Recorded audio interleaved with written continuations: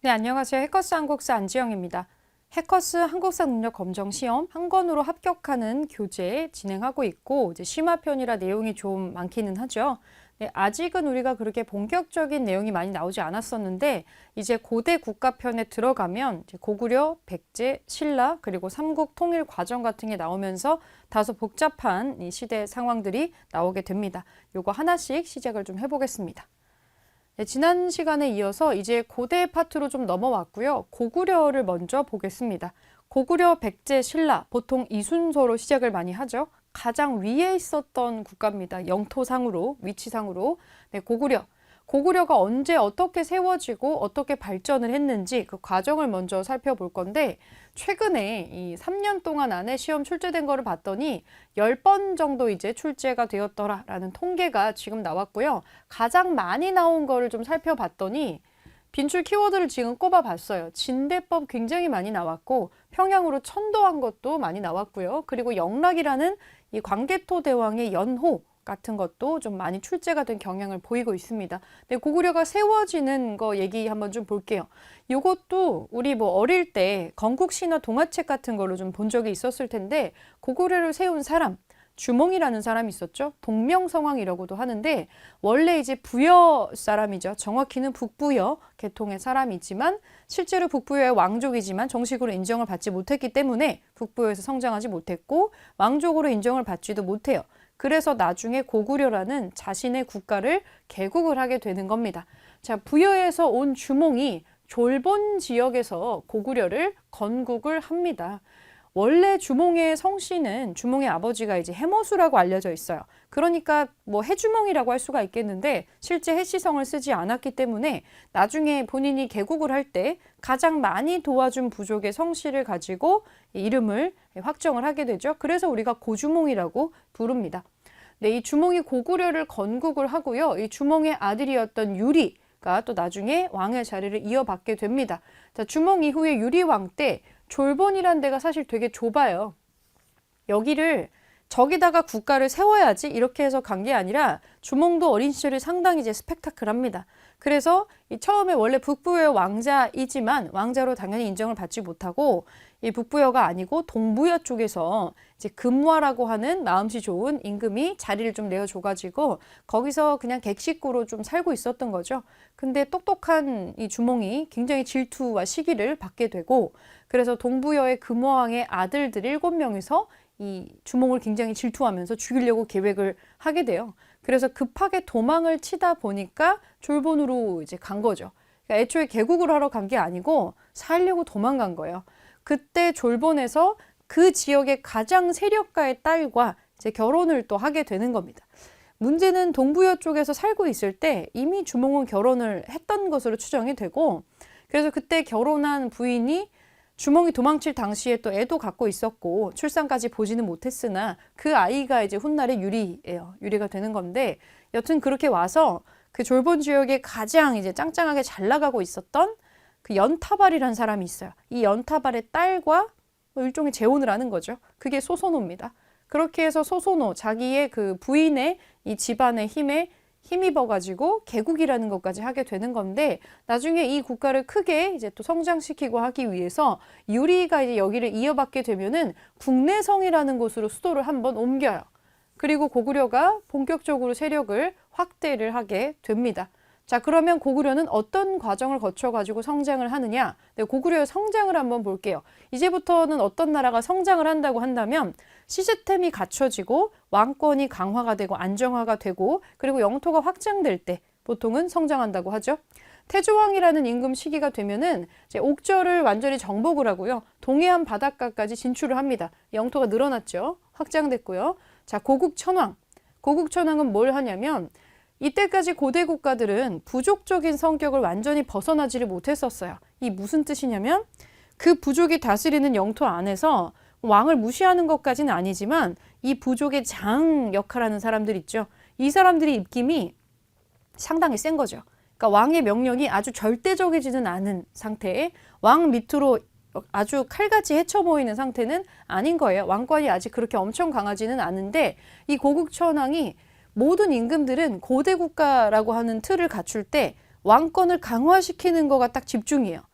그러려면 왕권이 강화됐다라고 하는 거는 아무도 이 왕권에 도전하지 못해야만 하고 내 아들이 당연하게 다음 왕이 되는 그런 세습이 또 돼야 돼요. 그걸 만들기 위해서 체계적으로 쌓아나가는 과정을 거치게 되는 건데, 자, 고국천왕이 본격적으로 이제 그런 걸 시작을 하거든요. 오부를 개편한다는 건 뭐냐면 자기들끼리 모이는 부족적인 성격의 오부를 왕 밑에 모이는 행정적인 성격의 오부로 개편을 해요. 그러니까 왕의 신하로서 개편을 좀 시키는 거죠. 그렇게 나오는 게 있고요. 그리고 이제 백성들의 삶을 좀 들여다보면서 좀 기념비적인 우리 역사에 기록된 최초의 사회복지 구휼제도라고 해야 될까? 구제, 구휼, 여기에 나오는 진대법이라는 게 실시가 됩니다. 명재상 을파소가 이때 출연했었던 사람이고, 을파소가 건의를 해서 빈민들이 굶어 죽는 것을 막기 위해서 진대법을 실시를 합니다. 이 뒤에 나오는 구휼 제도는 전부 이 진대법을 모티브로 하고 있어요. 진대법이 뭐냐면 날개 설명에 나오죠. 봄에 백성들한테 곡식을 빌려줍니다. 왜냐면 우리가 사계절을 이용하는 이 농사의 특성상 봄이 제일 힘들어요. 왜냐면 가을에 추수했던 거를 이미 겨울에 내내 다 까먹었기 때문에 이제 씨 뿌리고 농사를 해야 되는 시점이니까 곡식이 없거든요. 그 봄이 가장 힘듭니다. 그래서 그때를 견딜 수 있게 해주고, 봄에 빌려준 곡식은 추수를 하고 나서 충분히 곡식이 있는 가을에 갚아라. 요렇게 하는 제도가 진대법입니다. 자, 진대법을 실시를 하고요. 자, 고국천왕 다음에 미천왕 때가 되면 중국의 요동 지역을 공격을 해요. 놀랍죠? 우리가 중국을 먼저 공격을 해가지고 한나라가 우리 옛날에 고조선 멸망시키고 한사군이라는 걸 설치했었잖아요. 이 고구려 때 미천왕이 뭘 하냐면 중국의 요동 지역의 서안평을 먼저 공격을 하고요. 한나라가 설치했었던 낙랑군하고 대방군을 완전히 쫓아내요. 그리고 영토를 확장시킵니다. 계속 고구려가 지금 영토를 넓히면서 성장하고 있는 모습을 보이고 있죠. 그리고 고국 원왕 때문에 되면 잠깐 흔들려요. 요때 뭐냐면 저기 위쪽에서 전현의 모용 황이 침공을 하는데 일단 우리가 뭔가 침공을 받아요. 그래서 수도를 잠깐 뺏깁니다. 환도성이 함락을 당하는 충격적인 사건이 있었고, 아래쪽에서 백제가 또 난리가 나가지고 이때 백제가 가장 강력한 임금이 또 출현했을 때입니다. 우리가 보통 고구려에 광개토 대왕이랑 장수왕이 있다면 백제에는 이제 근초고왕부터가 그거 시작이에요. 백제의 근초고왕이 굉장히 강력한 이 왕권을 구축했었던 사람 중에 또 하나인데, 이 근초고왕이 평양성을 또 공격을 하면서 전투를 하게 되거든요. 고국 원왕이랑. 그리고 전투를 하다가 여기서 죽어버립니다. 고국 원왕이. 고구려의 왕이 전쟁을 하다가 전쟁터에서 죽은 거예요. 이거는 까딱 잘못하면은 나라가 급격하게 흔들려서 망할 수도 있는 굉장히 치명적인 완전 대비상사태입니다. 자, 요런 상황이에요. 지금 요런 상황 속에서 이 고국 원왕 다음에 즉위한 사람이 소수림 왕입니다. 이 아버지의 죽음으로 상당히 충격을 받고 있는 상태였을 텐데, 이 소수림 왕이라는 굉장한 사람이 등장을 하면서 고구려는 위기를 기회로 바꾸는, 그래서 체제를 안정화시키는 단계로 접어들게 돼요. 그러니까 이 소수림 왕이 굉장히 중요한 사람이에요. 고대 국가로 고구려가 크게 점프하기 위한 모든 조건을 이 사람이 다 완성시킨다고 생각하시면 됩니다. 그럼 소수림 왕이 도대체 뭘 했느냐? 아래쪽을 좀 보시면 이 소수림 왕 다음에 전성기가 나오잖아요. 그 이유가 있는 거예요. 요거를 해주지 않았으면은 전성기가 안 왔을 수도 있다고 봐도 무방하죠. 이 내용을 보면은 자, 국가를 발전시키는 거의 모든 토대를 이 사람이 만들었다고 보시면 됩니다. 아버지가 전사를 해요. 나라가 지금 완전 비상사태입니다. 완전 비상사태죠. 임금이 죽었으니까. 이때 이 사람이 침착하게 무슨 생각을 하냐면, 지금 내가 막 복수심이 불타가지고 우악 해갖고 백제 내려가면 이거 아무 소용도 없다는 거예요. 지금 나라가 엉망진창이고 지금은 전쟁을 지속할 때가 아니고 나라를 안정화시키는 게 먼저다. 그래서 복수를 하는 게 아니라 내부에서 체제 정비를 합니다. 그렇게 해서 눈부신 업적을 완성을 시켜 놓는데, 자, 여기 지금 형광펜으로 짝짝 그어져 있죠. 너무 중요하니까 이렇게 그어져 있는 거예요. 주요 정책이 뭐였냐면, 자, 불교를 수용합니다. 우리 고대 국가가 되는 조건 같은 게 있어요. 고구려, 백제, 신라를 얘기할 때, 자, 고대 국가로 우리가 보려면 요거 세 가지가 돼야 돼요 라고 하는 게 요거 세 가지예요. 이렇게 보셔도 무방해요. 불교를 수용해요. 불교를 수용해서 중국의 전진이라는 데하고 수교를 맺은 다음에, 자, 승려, 순도를 통해서 불교를 가지고 들어와서 국가 종교로 인정을 합니다. 공인을 해요. 불교를 공인하는 것과 왕권의 강화는 무슨 관계가 있냐면 사람들의 마음을 하나로 통합할 사상은 굉장히 중요한 겁니다. 뭐 이거는 운동 경기하고 비슷한 건데 각자가 응원하는 팀이 전부 다르다면 그 다른 사람들끼리 한 공간에 모여 있으면 아무래도 친구가 되기 힘들겠죠. 그렇지만 응원하는 팀이 똑같다면 뭐 모르는 사이로 친구가 될 수가 있을 것이고, 뭐 우리 다 좋아하는 아이돌 가수나 나의 뭐 좋아하는 연예인 있잖아요. 같은 연예인을 좋아하는 것만으로도 우리는 쉽게 공감대를 형성할 수가 있어요. 종교가 같아서 같은 종교와 사상 아래에 있다는 것은 상당한 메리트가 있습니다. 그 나라의 사람들을 결속을 시킨 다음에 특히 불교를 이렇게 수용하려고 했었던 이유는 궁극적으로 이제 불교라는 걸 통해서 사람들의 마음을 하나로 모아서 왕을 마치 부처처럼 느끼게 하는 거예요. 사람들로 하여금. 그래서 마음을 하나로 모으고 왕에게 충성하는 백성들을 안정적으로 이제 꾸려나가기 위해서 반드시 필요한 종교가 불교였다고 보시면 됩니다. 그리고 지금 전쟁 중에 막 임금이 죽고 위에서 막 무슨 오랑캐들 쳐들어오고 나라가 너무 뒤숭숭하잖아요. 이 사람들의 마음을 다독다독할 필요가 있어요. 백성들을. 종교만 한 게 없습니다. 그래서 안정적인 종교가 이제 들어오는 거 굉장히 중요한 지점인데, 자, 불교를 수용하고 종교만 갖출 수는 없어요. 실제 시스템을 갖춰야 됩니다. 그래서 뭘 만드냐면 율령을 만들어서 반포를 합니다. 율령이 뭐냐면, 자, 국가를 통치할 때는 변수가 없는 절대적인 법칙이 필요합니다. 율령이 필요하죠. 날개 설명 잠깐 보실게요. 율과 령이 있는데, 자, 율, 사회 질서 유지를 위해서 형률이 있어요.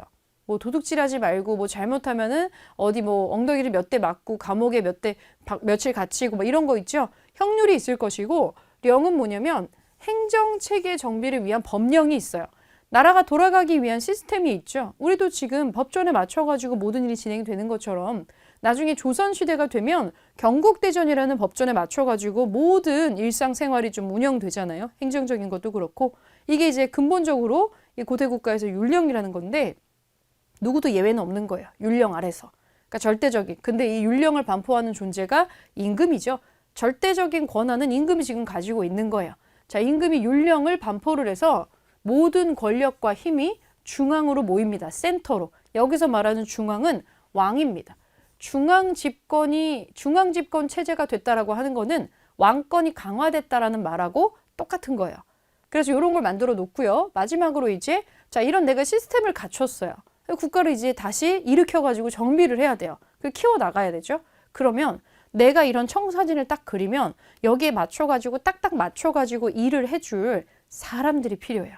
나의 이 손발이 되어줄 사람들. 근데 내 뒤통수 안 치고 나한테 충성할 사람들. 그런 사람들, 왕한테 충성할 사람들을 뽑아야죠. 원래부터 뭐 오랜 대귀족 가문의 무슨 자손이라서 막 와가지고 거들먹거리는 이런 사람들 말고 왕에게 충성하고 왕만 바라보면서 왕이 원하는 대로 해줄 그런 충성스러운 신하들이 필요합니다. 그런 신하들은 하늘에서 뚝 떨어지지 않죠. 그래서 키워내는 게 필요합니다. 그래서 필요한 게 뭐냐면 인재 양성을 위해서 학교를 만드는 거죠. 태학. 우리나라 최초의 국립대학인데요. 여기는 이 태학을 세워가지고 인재를 양성하고 또 유학이라고 하는 그러니까 유교라고 하는 거 있죠. 여기에 중요한 개념은 이거는 이제 임금에게 충성한다는 이 개념을 가지고 있어요. 유학이. 나한테 충성하는 거, 임금한테. 요거 굉장히 중요한 특징입니다. 왜냐면 내가 말하는 거를 곧 법으로 받아들이면서 나에게 충성할 사람들로 지금 이 궁궐을 재편해야 되거든요. 그런 거를 하는 이 태학을 설립을 합니다. 소수림왕 때 세워진 건데 여기 또 한계가 없는 건 아니에요. 귀족의 자제만을 대상으로 이제 입학을 받았다라는 그런 거는 있는데 여튼 이렇게 학교까지 생기면서 내가 믿고 따를 나의 어떤 신하들, 수족을 성장시키는 데까지 성공을 합니다. 정말 놀라운 거는 불교를 수용하고 율령을 반포하고 태학을 설립하는 이 중요한 과정들이 이걸 전부 시행하고 실시하는데 채 5년이 걸리지 않았다라는 거예요. 그러니까 지금 절체절명의 위기 상황 속에서 이거 빨리빨리 되지 않으면 나라가 망할 수도 있겠다라는 그런 위기감을 갖고 있는 사람이었던 거죠. 그리고 매우 빠르게 이것들을 실행에 옮기고 안정적으로 정착시키는데 성공을 합니다. 이런 기반이 마련이 돼 있었기 때문에 이 소수림왕 다음 단계의 고구려는 본격적인 최고 전성기를 맞이할 수가 있게 되는데 소수림왕처럼 약간 이거는 내부를 다지는 사람이 들어온 거잖아요. 그러면 이게 내부가 충실히 다져져 있다면 이제 이거를 바탕으로 빵 하고 성장할 수 있는 강력한 임금이 또 출연을 해줬어야 되는데 이건 이제 고구려의 복이죠. 요때에 딱 맞춰가지고 정말 여기에 딱 맞아 떨어지는 인물이 임금으로 등극을 하게 됩니다. 모르는 사람이 없을 텐데 그 사람이 바로 광개토 대왕이 되겠습니다. 광개토 대왕. 얼마나 땅을 크게 넓혔으면은 시호를 광개토라고 했겠어요. 땅을 넓게 연 사람이라는 뜻입니다. 자, 광개토 대왕 정복 활동을 지금 하는 게 있는데 이 광개토 대왕이 백제를 또 공격을 해가지고 한강의 위쪽 지역도 차지를 또 했었었고요. 그리고 저기 위쪽에 거란, 뭐 후연, 선비족 이런 애들을 공격을 해가지고 저 북쪽에 얘네들도 성질이 보통이 아닌데 요런 애들을 빵빵 격파를 하면서 만주하고 요동으로 쭉쭉 이제 북쪽으로 땅을 넓힌 그래서 정복군주라는 호칭을 얻게 되는데 거의 뭐 전쟁의 신 같은 이미지를 떠올려 주시면 될 것 같아요. 이 광개토 대왕이 북쪽으로 영토를 진출하고 수도 없이 많은 전투를 치르게 되는데 이 사람이 임금으로 등극했을 때 나이가 18살인가 그래요. 18살부터 바로 전쟁 뛰어가서 계속 일을 하는 거죠. 전쟁을 하는 거죠. 그리고 거의 20년을 전장을 누비면서 고구려를 이 한반도 최고의 최고 강대국의 반열에 올려놓는 사람이 이 광개토 대왕입니다. 그리고 이 광개토 대왕이 있었을 때 중요한 사건이 또 하나 일어나죠. 신라가 이 일본으로부터 공격을 당해가지고 도와달라고 요청을 해요. 신라가 도와주세요 SOS를 쳐가지고 신라 뇌물마립간의 요청을 받아들여서 신라에 침입했었던 일본을 외를 격퇴하고 외에 우호적이었던 일본이랑 가까웠던 게 이제 금관가야가 있거든요. 여기까지 공격해 들어가가지고 금관가야가 이때 거의 뭐 치명적인 손상을 입고 가야의 반장 자리까지 내놓게 되는 그러니까 뭔가 아랫동네에 남쪽의 한반도에 전반적인 정세 지도가 바뀌게 되는 사건의 중심에 이 광개토 대왕이 있다고 생각을 해주시면 됩니다. 그리고 이 사람이 강력한 왕권을 구성을 했죠. 연호를 씁니다. 영락이라는 중국이랑 관계없이 우리가 스스로 연호를 지정을 해가지고 독자적인 연호를 사용을 해서 자주성을 드러냈죠. 나중에 조선시대에 뭐 이렇게 가면 우리 중국 눈치 보느라고 연호 같은 걸 지정하지 못하는데 이때는 그런 거 신경 안 쓸 만큼 강력한 왕권을 갖고 있었다고 봐도 무방하겠죠. 네, 광개토 대왕이 출연을 하고요. 네, 이 사람이 뭐 여러 가지 능력치가 있었는데 하나 없었던 거는 수명이 너무 짧았다 정도가 되겠네요. 18에 등극을 해서 20년간 전장을 누비면서 혁혁한 공을 세웠는데 뭐 한국 나이로 치면 한 39 정도? 40도 살지 못하고 사망을 하게 되고요. 대신에 이 광개토 대왕의 그 뒷자리를 아들인 장수왕이 연결해서 받게 됩니다. 광개토 대왕의 아들이 장수왕인데 이 재밌는 특징이죠. 이 사람 이름을 왜 장수왕이라고 했을까? 사실 고구려의 전성기를 얘기할 때 광개토 대왕만 얘기하지만 실제 광개토 대왕이랑 장수왕을 묶어서 얘기를 많이 해요. 왜냐면 주로 확장한 영역이 광개토 대왕은 북쪽이고요. 장수왕은 좀 아래쪽이거든요. 그래서 두 개가 좀 달라요. 근데 아버지는 별로 오래 못 살았잖아요. 근데 장수왕이 아버지 목까지 다 살았다고 생각하시면 될 것 같아요. 그때 당시로는 정말 상당히 장수한 편인데 98세 정도까지 살았다고 되어 있습니다. 이 시절에 90세를 넘긴다고 하는 것은 굉장히 오래 산 거기 때문에 사람들의 눈에 장수왕은 안 죽는 사람처럼 보였을 수도 있어요. 굉장히 오래 살았고 그래서 이 사람의 엄청난 공들이 많이 있는데 이 사람이 죽었을 때 장수왕의 가장 특이한 점을 꼽아봤더니 이 사람 되게 오래 산 거. 그래서 장수왕이라는 이름을 또 나중에 받게 되죠. 그럼 장수왕은 뭐 했느냐? 아버지가 북쪽으로 넓힐 수 있을 만큼 땅을 넓혀놨어요. 이제 장수왕은 현실적인 확장을 생각합니다. 북으로 계속 진격을 해봤자 중국하고 만나잖아요. 그럼 뭐 중국이랑 뭐 단체로 전쟁할 것도 아닌데. 그리고 위쪽에 뭐 거란이니 선비니 이런 애들은 아주 갈갈한 유목민족들인데 그 땅 사실 뺏어봤자 별로 쓸모도 없어요. 농사도 뭐 제대로 안 되죠. 너무 척박하죠. 거기를 얻어봤자 이득이 되는 게 별로 없어요. 사람들이 살기 좋고 따뜻하고 그런 땅은 남쪽에 있습니다. 장수왕은 남쪽으로 진출의 방향을 바꿉니다. 그래서 장수왕이 했었던 정책을 남진 정책이라고 해요. 남쪽으로 진격한다는 뜻입니다. 자, 그러려면 지금 국내성이 너무 북쪽에 있어요. 다시 한번 수도를 대대적으로 옮깁니다. 어디로 옮기냐면 한반도 밖에 쪽의 수도였던 국내성에서 쑥 안으로 들어와서 평양으로 옮겨요.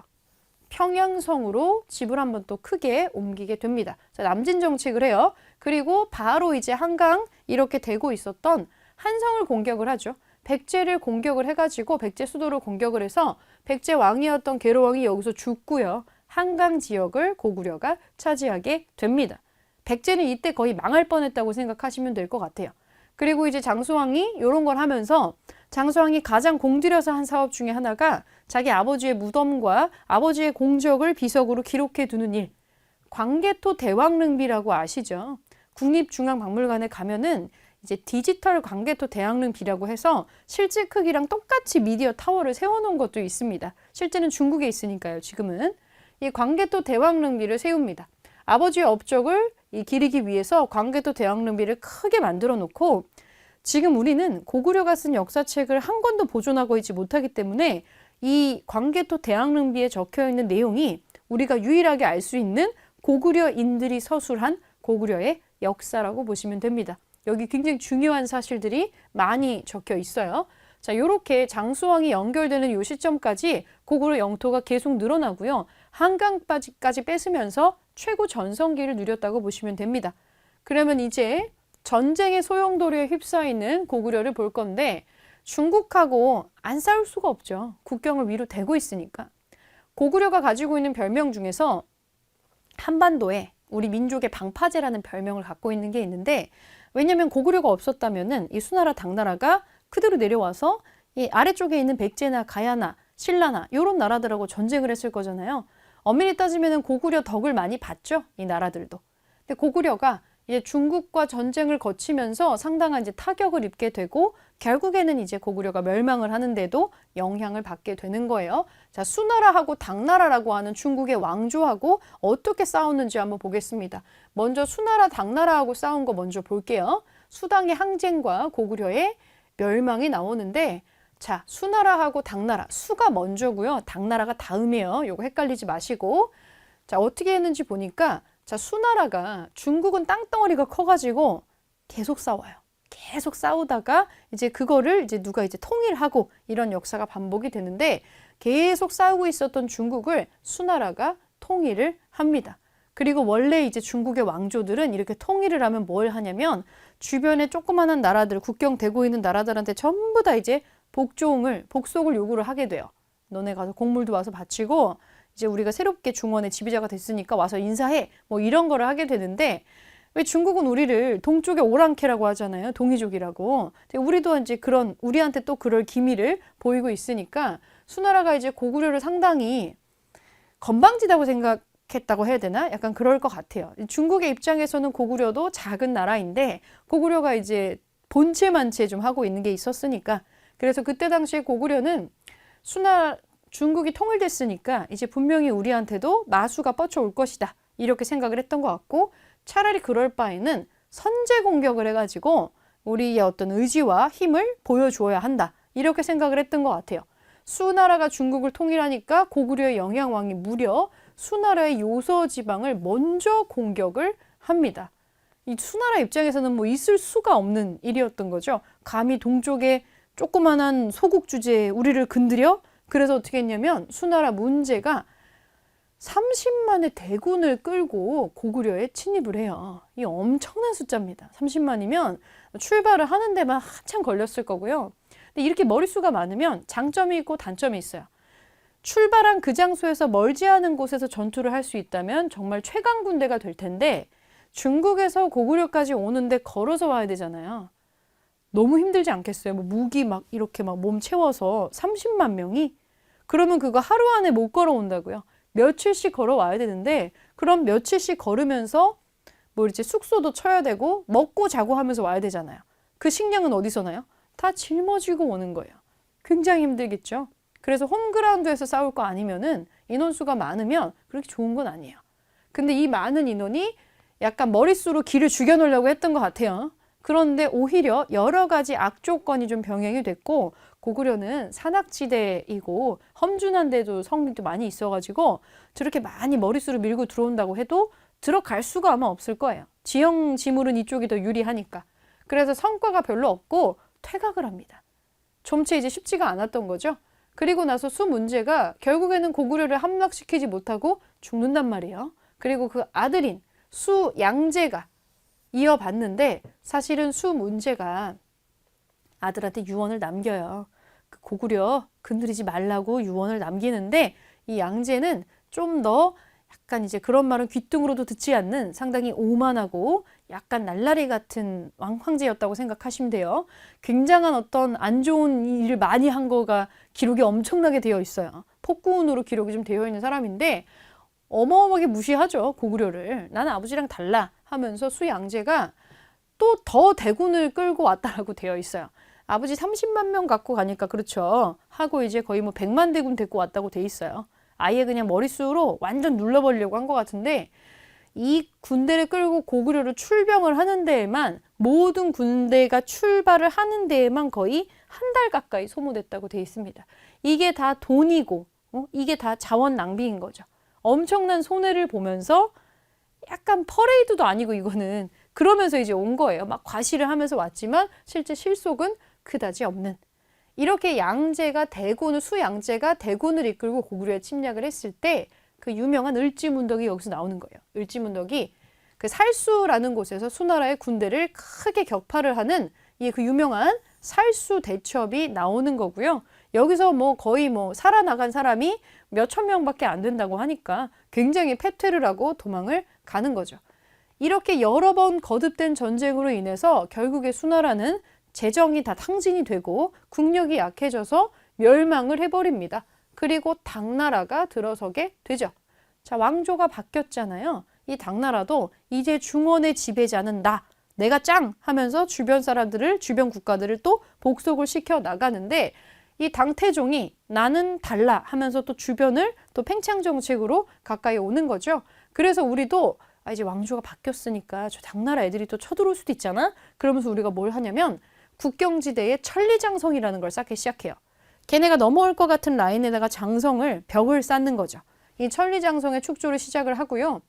이때 고구려 영유왕이 이걸 시작하는 건데 이 천리장성을 쌓는 거를 총감독을 하면서 굉장한 세력가로 급부상한 사람이 연개소문입니다. 연개소문. 이 너무 중요한 일이었기 때문에 그런데 이 연개소문이 이걸로 힘을 다 일으켜가지고 이 사람은 장군이니까 굉장히 호전적인 경향을 가지고 있어요. 천리장성을 쌓으면서 아니 뭐 여차하면 당나라 그냥 먼저 우리가 공격해버리면 되지 뭐 얘네가 전투를 걸면 우리도 맞대응한다. 약간 이런 경향성을 가지고 있는데 이 고구려의 그 당시에 이제 왕은 우리가 전쟁을 너무 많이 하고 있었잖아요. 우리도 피해 엄청 봤어요. 고구려도. 사람들이 너무 힘든 거지. 전쟁이라는 걸 치르면 피해가 안 날 수가 없어요. 어떤 이유에서건 전쟁은 나면 안 돼요. 너무나 오랜 전쟁으로 백성들이 피폐해져 가고 있으니까 당나라하고는 가능하면 대화로 풀고 웬간해선 전쟁을 안 했으면 좋겠다라는 생각을 임금은 해요. 근데 연개소문은 지금 무슨 소리 하시는 건가요? 이러면서 왕을 막 윽박지르고 하다 보니까 이 왕이 너무 호전적인 연개소문을 상당히 불편해하고 없앨 생각을 하고 있었다라고 되어 있어요. 이걸 먼저 연개소문이 알아챘던 것 같고요. 날 죽인다고? 내가 죽기 전에 먼저 죽이면 되지 뭐. 연개소문이 정변을 일으켜서 이 왕을 몰아내고 보장왕이라고 하는 자기가 다루기 쉬운 허수아비 왕을 올립니다. 정권은 자기가 다 먹어버리고 우리는 당나라하고 대화 같은 거 안 해. 대당 강경책 한다. 이렇게 해버리게 되는 거예요. 이때 연개소문은 왕 밑으로 있지도 않은 직책을 하나 파가지고 최고 그 지위에 올라가게 됩니다. 대망리지라고 하는 엄청난 직함을 파가지고 지금으로 치면은 뭐 장관인데 장관 위에 장관 같은 직책을 하나 파서 올라가는 거죠. 최고 권력을 누리게 됩니다. 연개소문이. 그래서 결국에는 대당 강경책을 하니까 당나라 입장에선 고구려를 내둘 수가 없는 거죠. 얘네들이 감히 우리한테 대당 강경책을 해? 그래서 당태종이 직접 군대를 끌고 고구려를 정벌하러 왔는데 의외의 장소에서 막혔죠.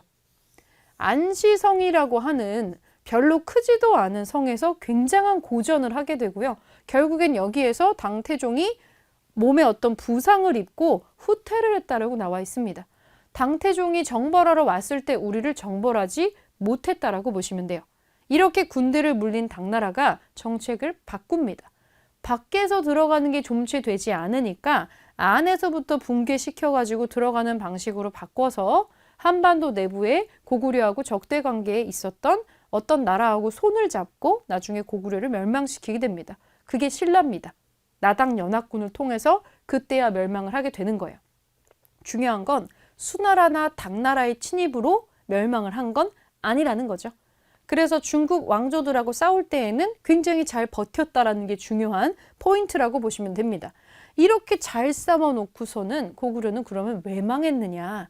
고구려가 망한 이유는 우리나라의 강력한 국가들이 망할 때에는 의외로 내부의 분란 때문에 망하는 경우가 상당히 많아요. 자, 보겠습니다. 고구려 언제 망했는지. 지배층이 분열됩니다. 고조선이 망할 때도 비슷한 일이 있었어요. 내부에서 분란이 일어났었던 건데 지배층이 어떻게 분열되냐면 수나라 당나라하고 전쟁하면서 국력도 우리 되게 약해지고요. 뭐 별다른 돈도 되게 많이 썼어요. 그러면서 연개소문이라는 아주 카리스마 있는 어떤 독재자 같은 사람이 딱 나왔을 때는 괜찮았는데 연개소문이 죽고 나서 문제가 생긴 거예요.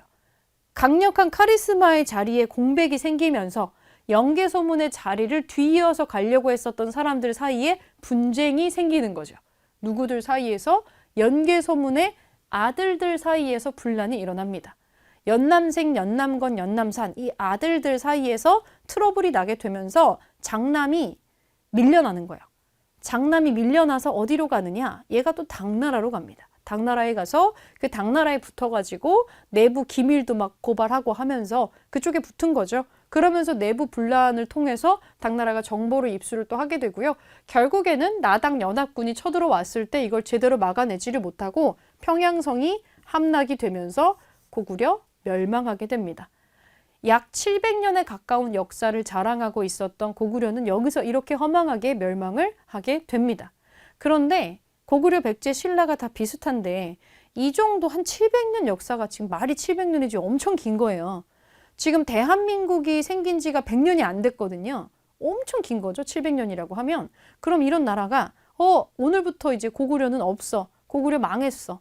이렇게 한다고 해서 고구려 사람들이 그렇군. 우리나라는 이제 망했군. 이러지 않는다고요. 어떻게든 다시 일으켜 보려고 발버둥을 쳤겠죠.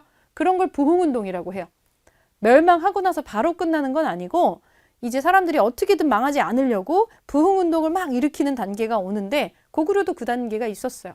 그래서 어떻게 하냐면 고구려의 장군이었던 건모잠이 후손을 하나 찾아옵니다. 보장왕의 자손으로 알려져 있었던 안승이라는 사람을 데리고 와서 왕으로 추대를 한 다음에 부흥운동을 전개를 했는데 근데 또 내부에서 또 안 맞는 일들이 많이 있었다 그래요. 안승하고 건모잠 사이에 뭔가 불화가 있었던 것으로 추정이 되는데 그래서 안승이 건모잠을 살해하고 신라로 망명을 해서 도망을 갑니다. 본인이 살아날 길은 여기밖에 없다고 생각을 했겠죠. 신라 입장에서는 이제 나당 연합군 일으켜가지고 삼국 통일하려고 하는 시점에 이 고구려의 후손이 알아서 도망쳐 준다면 완전 땡큐죠. 그래서 어떻게 했느냐? 자, 신라가 문무왕이 익산에 조그마한 보덕국이라는 나라를 세워주고 여기를 안승을 보덕국왕으로 임명을 하면서 넌 내가 살려주마. 여기서 살아라. 이렇게 한 거죠. 그러면서 이제 고구려를 신라가 완전히 흡수를 하게 됩니다. 이게 이제 고구려가 역사에서 완전히 사라지는 순간이라고 보시면 될 것 같아요. 그러면 이제 어떤 개념을 가지고 우리가 이 문제가 나오는지를 밑에 1, 2번이 있으니까 살짝 가볍게 문제를 좀 보면은 그냥 OX 빨리 해볼게요. 고국천왕은 을파소를 등용하고 진대법을 실시하였다. 맞죠? 고국천왕 때 있었던 일이 맞고요. 장수왕은 영락이라는 연호를 사용하였다. 이거 장수왕이 쓰는 거 아니고 광개토대왕이 쓰는 거죠.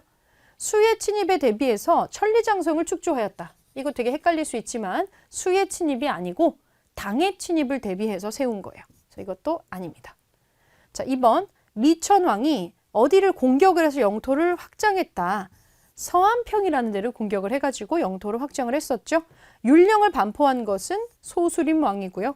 고구려 부흥운동을 전개한 것은 건모잡입니다. 방금 왔었던 이게 이제 기본적인 개념 확인이었고요. 고구려 역사가 생각보다 굉장히 긴데 우리가 보고 있는 2페이지 말고도 고구려 역사는 사실 상당히 복잡하고 많았을 거예요. 근데 우리가 고구려 역사책에 없는 관계로 이렇게 2페이지로 고구려를 배우는 것뿐이죠.